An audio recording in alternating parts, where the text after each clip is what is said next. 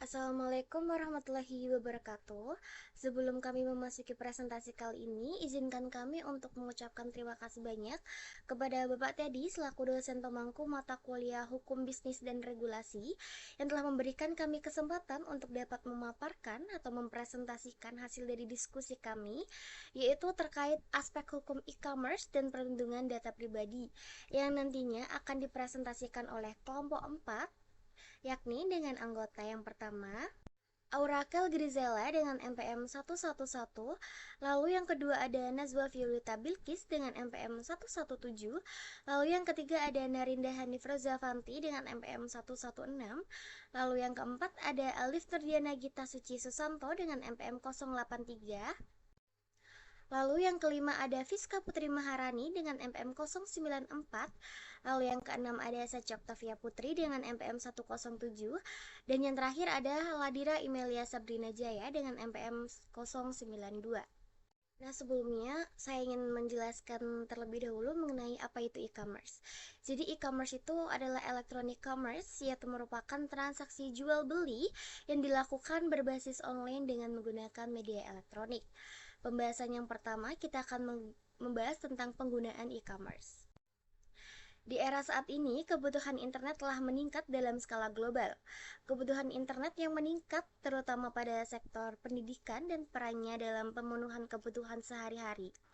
Belanja online menjadi salah satu tujuan bagi sebagian orang, jadi mereka atau penjual berlomba-lomba untuk menarik perhatian para pembeli dengan menawarkan beberapa penawaran yang menarik tentunya.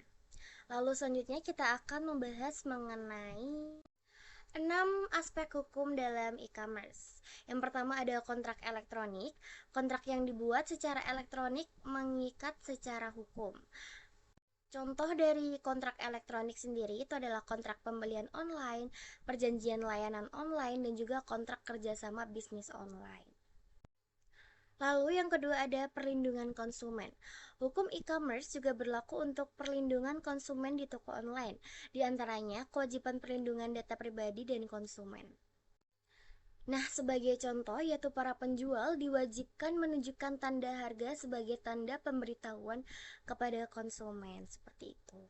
Lalu selanjutnya atau yang ketiga, perlindungan data. Hukum e-commerce berfokus pada perlindungan data pribadi, termasuk kebutuhan untuk mendapatkan persetujuan yang jelas sebelum pengumpulan data. Nah, data pribadi penduduk yang harus dilindungi itu yang pertama ada nomor KK atau kartu keluarga, lalu yang kedua ada NIK yaitu nomor induk kependudukan, lalu yang ketiga ada tanggal, bulan, tahun lahir, lalu yang keempat ada keterangan tentang kecacatan fisik atau mental, yang kelima ada NIK ibu kandung dan juga NIK ayah kandung, dan yang terakhir ada beberapa isi catatan peristiwa penting. Nah, aspek hukum yang keempat yaitu hak kekayaan intelektual. Hukum e-commerce mencakup perlindungan hak kekayaan intelektual yang terkait dengan perdagangan elektronik. Pada bab sebelumnya sudah dibahas terkait tentang hak kekayaan intelektual, yaitu sebagai contohnya diantaranya adalah UU Hak Cipta, paten, desain industri, rahasia dagang, varietas tanaman, sirkuit terpadu, dan merek. Nah, yang kelima yaitu perpajakan. Undang-Undang Perdagangan Elektronik mengatur kewajiban perusahaan untuk memungut dan membayar pajak penjualan seperti itu. Nah, dalam e-commerce sendiri itu pajak yang dikenakan yaitu PPN dan juga PPH atau pajak penghasilan. Yang terakhir yaitu persaingan dan anti monopoli. Undang-Undang E-Niaga juga mencakup peraturan persaingan dan anti monopoli. Pada intinya, undang-undang anti monopoli ini dirancang untuk mengoreksi tindakan-tindakan dari kelompok pelaku ekonomi yang menguasai pasar. Karena dengan posisi dominan, maka mereka dapat menggunakan kekuatannya untuk berbagai macam kepentingan yang menguntungkan pelaku usaha. Slide selanjutnya yaitu pelindungan data pribadi. Data pribadi merupakan data perseorangan tertentu yang disimpan, dirawat, dan dijaga kebenaran serta dilindungi kerahasiaannya. Pelindungan data pribadi ditunjukkan untuk menjamin hak warga negara atas perlindungan diri pribadi dan menumbuhkan kesadaran masyarakat serta menjamin pengakuan dan penghormatan atas pentingnya perlindungan data pribadi. Next, yaitu implementasi data pribadi dalam e-commerce. Yang pertama, perusahaan e-commerce mematuhi segala aturan hukum yang berlaku. Yang kedua, menggunakan teknologi keamanan informasi yang tepat untuk melindungi data pribadi konsumen. Yang ketiga, menyediakan kebijakan privasi yang jelas dan transparan kepada konsumen. Yang keempat, mengedukasi konsumen mengenai pentingnya perlindungan data pribadi. Golongan data pribadi. Yang pertama ada data pribadi yang bersifat spesifik, yaitu meliputi data dan informasi yang meliputi kesehatan, data biometrik, data genetika, catatan kejahatan, data anak, data keuangan pribadi, dan atau data lainnya sesuai dengan ketentuan peraturan perundang-undangan. Data pribadi yang bersifat umum meliputi nama lengkap, jenis kelamin, kewarganegaraan, data pribadi yang dikombinasikan untuk mengidentifikasi seseorang. Masalah-masalah yang terjadi dalam konteks peretasan data pribadi yaitu ada profit, data analysis, low big bounty price, politics, penipuan atau phishing, dan juga telemarketing. Selanjutnya yaitu ada bentuk kemungkinan peretasan. Yang pertama yaitu ada structure query language, yang dimana hacker itu mengakses data server melalui kesalahan pada filter input. Kemudian yang kedua yaitu ada insecure direct object references, yang dimana hacker itu mengakses data akun pengguna lain menggunakan akun pribadi. Yang ketiga yaitu ada common vulnerabilities and exposure, yaitu aplikasi yang dipakai tidak terupdate atau hardware yang memiliki vulnerability. Yang terakhir yaitu ada human error, yaitu minimnya edukasi kerahasiaan data atau kejahatan individu pekerja atau yang bisa disebut dengan illegal access. Selanjutnya yaitu masuk ke materi tantangan dalam keamanan data pribadi. Yang pertama yaitu ada pencurian identitas.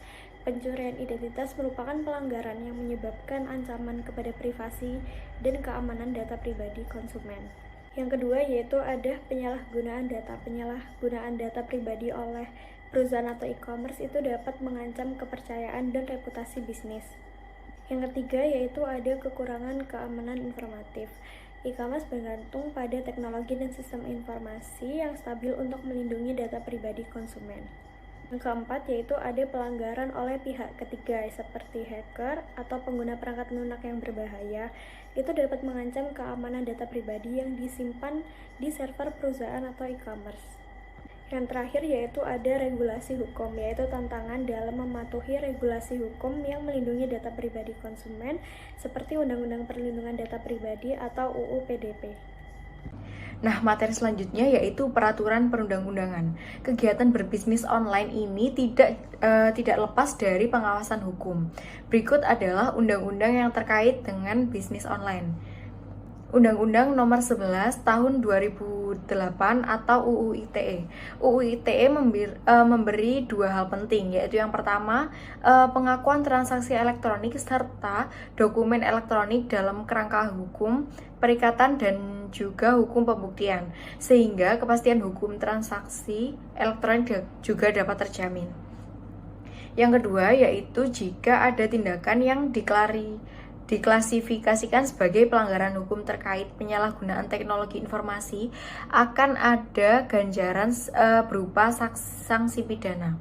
Dengan adanya pengakuan dalam UU ITE ini, kegiatan yang menyangkut e-commerce jadi memiliki kepastian hukum. Nah, peraturan undang-undang yang meliputi hak konsumen dan data pribadi yaitu ada Pasal 28G ayat 1 yaitu Undang-Undang Dasar Negara Republik Indonesia tahun 1945. Yang kedua ada Pasal 1 UU Nomor 8 tahun 1999 tentang perlindungan konsumen.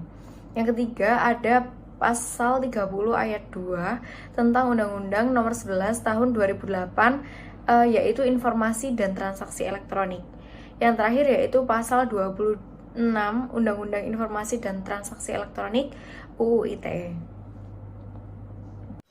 Yang pertama ada Pasal 28G ayat 1 Undang-Undang Dasar Negara Republik Indonesia tahun 1945, yaitu setiap orang berhak atas perlindungan diri, pribadi, keluarga, kehormatan, martabat, dan harta benda yang di bawah kekuasaannya, serta berhak atas rasa aman dan perlindungan dari ancaman ketakutan untuk berbuat atau tidak berbuat sesuatu yang merupakan hak asasi. Yang kedua yaitu Pasal 1 Undang-Undang Nomor 8 Tahun 1999 tentang Perlindungan Konsumen, yaitu perlindungan konsumen adalah segala upaya yang menjamin adanya kepastian hukum untuk memberi perlindungan kepada konsumen. Konsumen merupakan setiap orang pemakai barang atau jasa yang tersedia dalam masyarakat, baik bagi kepentingan diri sendiri, keluarga, orang lain, maupun makhluk hidup lain, dan tidak untuk diperdagangkan. Yang ketiga yaitu Pasal 30 Ayat 2 Undang-Undang Nomor 11 Tahun 2008 tentang Informasi dan Transaksi Elektronik, yaitu setiap orang dengan sengaja dan tanpa hak atau melawan hukum mengakses komputer atau sistem elektronik dengan cara apapun dengan tujuan untuk memperoleh informasi elektronik dan dokumen elektronik. Yang terakhir, Pasal 26 Undang-Undang Informasi dan Transaksi Elektronik, yaitu mengatur penggunaan setiap informasi melalui media elektronik yang menyangkut data pribadi seseorang harus dilakukan atas persetujuan orang yang bersangkutan kecuali ditentukan lain oleh peraturan perundang-undangan. Kemudian ada sanksi pelanggaran perlindungan data konsumen. Yang pertama ada teguran tertulis. Itu peringatan resmi terhadap pelanggaran yang dilakukan oleh perusahaan e-commerce karena menyebarkan data pribadi konsumen. Kemudian ada denda administratif, yaitu denda keuangan sebagai akibat dari pelanggaran perlindungan data pribadi konsumen. Yang ketiga ada penghentian sementara, yaitu penangguhan sementara semua kegiatan pemrosesan data sebagai tindakan kontraktif. Kemudian ada pemutusan akun, yaitu pencabutan akses terhadap data pribadi konsumen sebagai akibat dari pelanggaran yang dilakukan. Nah, jadi itu tadi adalah pemaparan terkait aspek hukum e-commerce dan juga perlindungan data pribadi. Nah, sebelum kita menutup video atau presentasi kali ini, kita berpesan bahwasanya jaga privasi dan lindungi data pribadi Anda. Terima kasih banyak. Kami mengucapkan memohon maaf apabila ada kekurangan terkait pemaparan materi maupun penggunaan kata yang kurang berkenan. Sekali lagi kita mengucapkan terima kasih. Wassalamualaikum warahmatullahi wabarakatuh.